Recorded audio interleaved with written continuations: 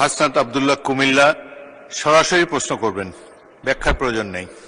আসসালামু আলাইকুম।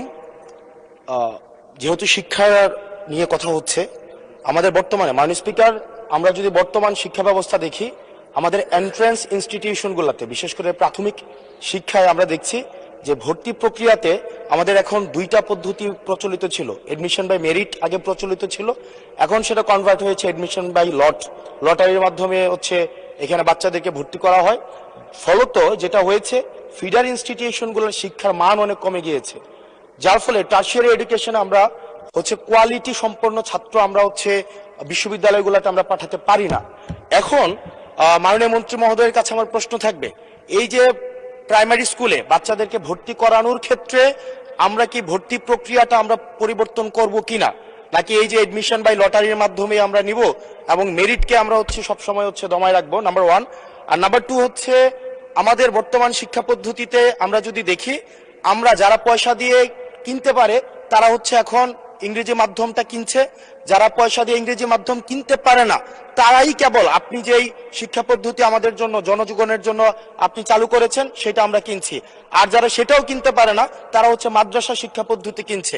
আপনার কাছে প্রশ্ন যে আমাদের বর্তমানে একটা দেশে এই তিনটা শিক্ষা পদ্ধতি যেটা অর্থনৈতিক অবস্থার উপরে নির্ভর করে চলে, এই তিনটা শিক্ষা পদ্ধতি জিয়ে রেখে আপনার কি মনে হয় যে আপনি একটা ইনক্লুসিভ শিক্ষা পদ্ধতি নিয়ে আমাদের দেশটাকে আগায় নিতে পারবেন? ধন্যবাদ। মূল প্রশ্ন ছিল জাহাঙ্গীর হোসেনের, মাননীয় সদস্য, সারা দেশে প্রাথমিক ও গণশিক্ষার উন্নয়নে কোনো প্রকল্প গ্রহণ করা হইয়াছে কিনা, হইলে তাহা কি? এখন তো ইন জেনারেল আমরা ডিসকাশনে চলে গিয়েছি, তবুও মাননীয় মন্ত্রী আপনি ইচ্ছা করলে উত্তর দিতে পারেন। ধন্যবাদ মাননীয় স্পিকার, ধন্যবাদ মাননীয় সংসদ সদস্যকে। যদিও তিনি ব্যাপকভাবে প্রশ্ন করেছেন, আমরা আশা করি মহান সংসদে এই বিষয়গুলি আলোচনা হওয়ার প্রয়োজন রয়েছে এবং তিনি করছেন। মূলত আমাদের দেশে শিক্ষা ব্যবস্থার জন্য রুরাল অ্যান্ড আরবান দুইটি সেকশন রয়েছে। এখন গ্রামীণ জনপদে যে প্রতিষ্ঠানগুলো রয়েছে সেখানে প্রি প্রাইমারি স্কুল রয়েছে এবং ছাত্র সংখ্যা এতটা কম্পিটিটিভ নয়, সে কারণে সেখানে ভর্তি সমস্যা তেমন একটা হচ্ছে না। ঢাকা শহরগুলোতে আমাদের এই প্রাথমিক স্তরে ভর্তির একটি সমস্যা রয়েছে। এই জটিলতা নিরসনের জন্য বিগত সরকার লটারি সিস্টেম করেছিল, যেটা আদৌ আমার মনে হয় না যুক্তিসঙ্গত। তবে আগামী বছরে এই শিক্ষা ব্যবস্থা ভর্তি সিস্টেম কিভাবে করা হবে সেটা আনুষ্ঠানিকভাবে আমরা স্টেক হোল্ডারদের সাথে, অর্থাৎ অভিভাবকদের সাথে বিভিন্ন রকম সেমিনার সিম্পোজিয়াম করে মাননীয় সংসদ সদস্য সকলের অভিমত নিয়ে একটা জনমত সৃষ্টি করে আমরা আগামী 2027 জানুয়ারি ভর্তির বিষয়ে চিন্তা করব। তিনি আরেকটি বিষয় উপস্থাপন করেছেন, আমাদের 3 ডাইমেনশনাল যে শিক্ষা ব্যবস্থা রয়েছে সেটাকে সমন্বিত করা। ধর্ম অনুভূতিতে ইবতেদায়ী রয়েছে, মাদ্রাসার মধ্যে রয়েছে, কওমিতে রয়েছে, ইংলিশ মিডিয়াম রয়েছে, বাংলা মিডিয়াম রয়েছে, সবগুলিকে সমন্বিত করা একটি জটিল ব্যাপার রয়েছে।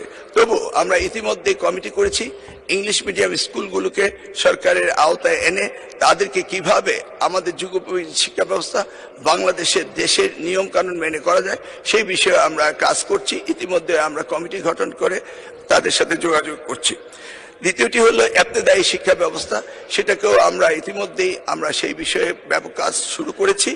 আর কওমি শিক্ষা ব্যবস্থাকে কিভাবে অন্তর্ভুক্ত করা যায়, কারণ একটি দেশে বিভিন্ন শিক্ষা ব্যবস্থা না থেকে কিভাবে শিক্ষা ব্যবস্থা সমন্বিত করা যায় সেই ব্যাপারে সরকারের পক্ষ থেকে প্রচেষ্টা এবং উদ্যোগ আমরা নিচ্ছি।